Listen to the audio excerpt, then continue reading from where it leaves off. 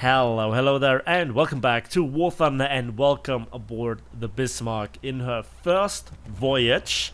And in this case, it will not be her last, because I'm doing a full series of first impressions of all the new battleships that have come into the patch 2.47. And I had to start with the Bismarck. That's just the ship that brought me into World War II history. Before I had any sort of idea about tanks and planes. But yeah, the Bismarck was obviously the centerpiece of certain documentaries, and they just sparked the interest, right? And some decades later, I went into a cooperation with Drachinifel some years back, and we made some really good videos together. Me mostly just as a voice actor. But I will put the links in the video description down below if you wanna, just unpack this huge name. And the name is really inflated beyond belief. Now there is some actual value to the name Bismarck. She actually was a threat in World War II. She was not a super battleship, but here in War Thunder, dare I say, she still can hold her own. She's on the weaker side when it comes to raw numbers compared to some other ships like the Yamato, the Iowa, and the Sovietsky Soyuz. But under the circumstances that you can observe on screen, where you spawn over and over again on this map, below 9 kilometers from your enemies, the Bismarck works because she's designed as a brawler, short-range battleship for the North Sea or the Atlantic, right? Where there's a lot of fog, where there's a lot of bad weather, and so when combat ensues, then it's mostly on the short-range side rather than the long-range side. And yes, the Bismarck has still a lot of stuff in her design, or his design, if you get that joke, from the World War I era. But that's not necessarily a bad thing in War Thunder, because if you have 4 twin turrets and you lose one, you lose 25% of your firepower, whereas you lose a third if you have 3 triple turrets, and it gets with every turret worse and worse for the triple turrets. It's more economical to put triple turrets on a ship. I know there is like thousands of videos on YouTube about that topic. If the Bismarck's a bad ship, an OP ship, a good ship, let's just say she has a little bit of a tiger problem. The name is so big, the hype is so big, how good the machine ever might be, it cannot live up to the name. I'm absolutely in love with the Bismarck. She does her job. She's really good.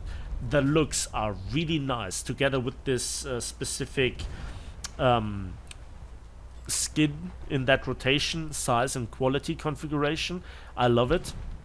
I would have loved to have the original armor or the original skin from the Denmark Strait, Battle of Denmark Strait, or similar to what the Gneisenau has with the red turrets, but it is what it is. Anyway, let's get into the details, and let me just repeat one thing. I will go through every new battleship so that I can figure out what's new with the game mechanics, what's new with how the shells work, are there some other things that are worth mentioning. And I have to play every single ship for a first impression. I will make a lot of videos, and I try to make them on a daily basis. And I also have to say that after this, there will be a period of videos where I'll go literally deeper into the ships with full-fledged reviews. I hope you enjoy this, and let me know in the comment section what you think about it. Okay, let's start with the armor. And the Bismarck has a belt of 320mm thickness, and especially over the front magazine, the belt is a little bit dented inward, somewhere between 6 to 12 to up to 19 degrees. That helps a little bit, especially at short range. And Then we have an upper belt of 120 millimeters. We have overall a little bit of a distributed armor scheme, although it's more extreme on the Scharnhorst. Then we have in the front a little bit of a small icebreaker of 60 millimeters and a section of 35 millimeter enhanced hull plating, let's call it that. The lower bulkhead is 220 millimeter, the upper bulkhead 145 millimeter, and the bulkhead, you know, essentially on the side over the turtleback is 100 millimeters. That is relatively thin and a potential weakness, and potentially much more exploitable than on the Scharnhorst. So angling might be a little bit of a double-edged sword for the Bismarck. But here we come to the one thing that really makes this thing very survivable, and that is the turtleback, which ranges from 110 millimeters where the machinery is to 120 millimeters over the magazines, especially on the front, with an constructional armor slope angle of somewhere between 59 and 64 degrees. That is big. The Scharnhorst has a more round turtleback that just goes directly into also deck armor, and has 105 millimeters. And so I think that this is really strong. If the Scharnhorst is still survivable, yes, the Bismarck is as well. Then we have the deck plating that is 80 millimeters over the magazines and 95 millimeters over the magazines, and over the machinery it's 80 millimeters, sorry about this. And on the rear we have a similar situation, bit of distributed armor scheme.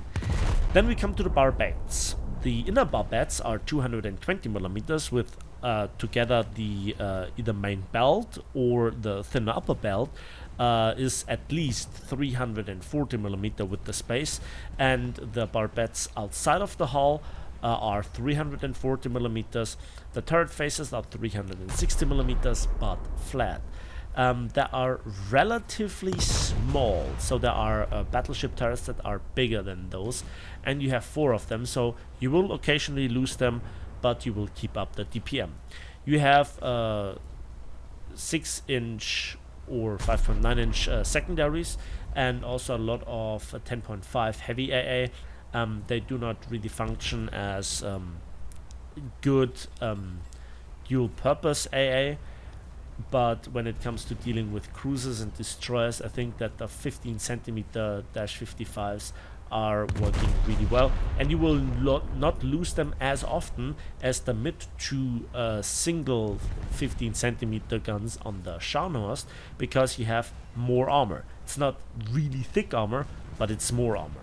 The AA overall isn't good, you don't have radar, and also the target acquisition is really on the long side. And here we come then to the one thing that the Bismarck has going for it with only 8 guns, and that is the main caliber reload speed of 22.7 seconds. That is juicy. That is great. It's even faster than the Bahn class and even the Mutsu. With the ridiculous reload, and yeah, it really, together with the relatively quick turret rotation speed of 6 degrees per second, that's really good, right? It's not the rather nimble cruiser and battleship killing menace that was the Scharnhorst in the last patch. Again, I have to play it again. But it does the job. So we have a sturdy hull, we have a good weapons platform, we have an all-around really great battleship that works under the specific short-range conditions we currently have in War Thunder. How good the armor will hold up against, for example, against plunging fire at range in enduring confrontation or on bigger maps, well, we'll have to find out. But the ship just has style. The precision, or the hitting picture, let's put it that way, of the salvos, that's actually okay. I can deal with this. I have seen worse in the past, and we'll have to see what Gaijin does. And by the way, yeah, the servers were really tanking. Like, the Gaijin, please feed the server hamsters. Please feed them. If enemies make mistakes and they do not angle or they ignore you, you can punish them a lot. And there are salvos where you're just gonna miss or where you will not penetrate the armor, especially versus a Yamato at range. You are at a severe disadvantage. But again, as we'll see in a couple of minutes, where I have actually a couple of scenes where I fight a Yamato, this ship is dangerous.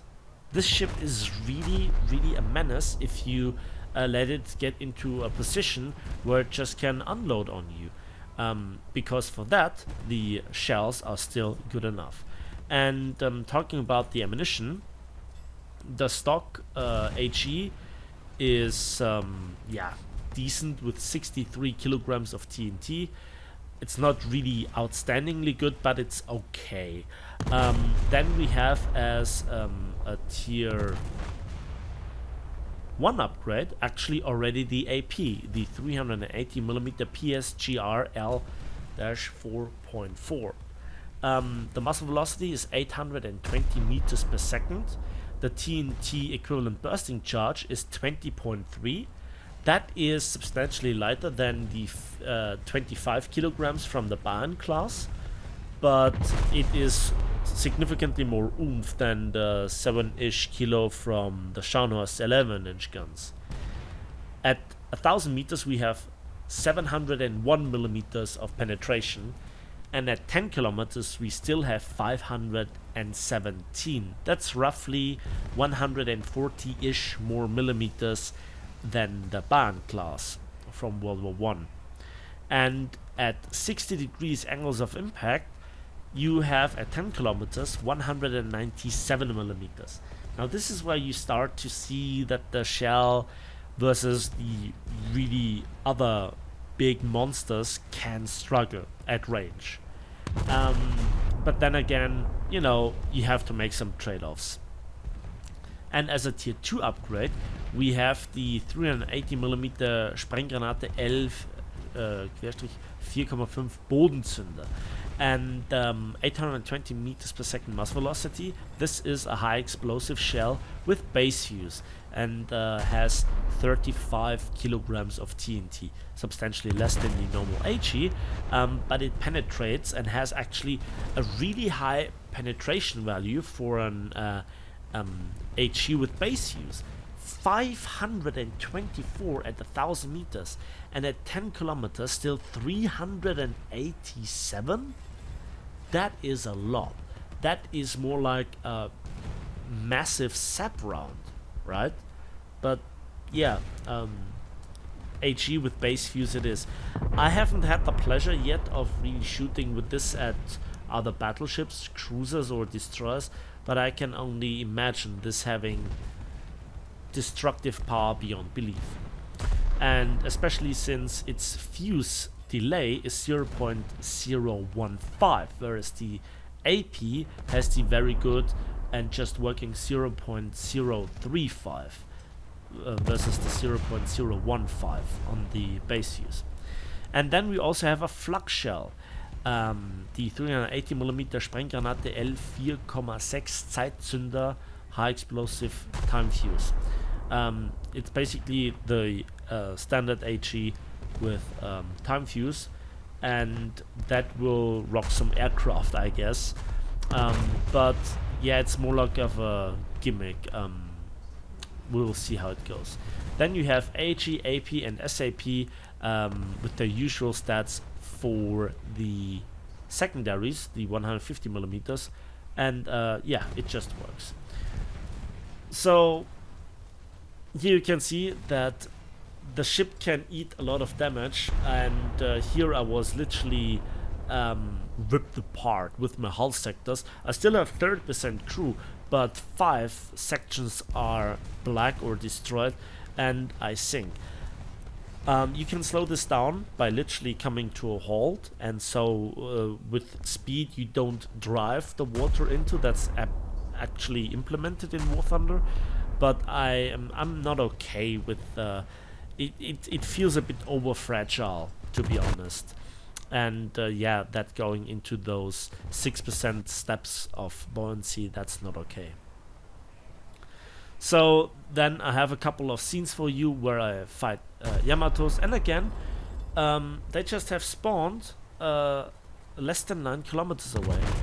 And my prediction is somewhat true, that they get shot before they actually can turn their turrets. And at this range, even the Bismarck can knock out Yamato's magazine. And that's a big boom. So I think that I still have to play many battles with other nations' ships in order to figure out how good it is, relatively speaking, also to get a feel for the various different battle ratings, what the matchmaker actually throws together, and how it all works out. Gaijin will fix a lot of bugs and a lot of its feature component, but we will remove it for you in the coming days, so the picture will also slightly change. I've shot, as you can see in the first battle, a lot of US standard battleships, and they died relatively quickly, and I'm not okay with this. If it would have been a genuine magazine penetrations and detonations, yeah, okay, that's just how it works in War Thunder. But I have the feeling like they burned down unnaturally fast. That like I set them on fire and they never had a chance to realistically put out the fire before they exploded. So yeah, there is this. So the Bismarck, she's a legend. There will be hopefully a lot of comments about the story, the hype, the myth, the legend, or how bad she was, right? The truth is somewhere in between. And again, I want to put your attention to the video description down below with all the links to Drachinifel's channel, including some videos. And now for the end of the video, I have this, because I actually plan to bring my decal into War Thunder, and here are certain potential candidates, and let me know in the comment section down below if you want my decal in War Thunder as a full CC, because I just got the confirmation that there is nothing in my way, and which one you would prefer.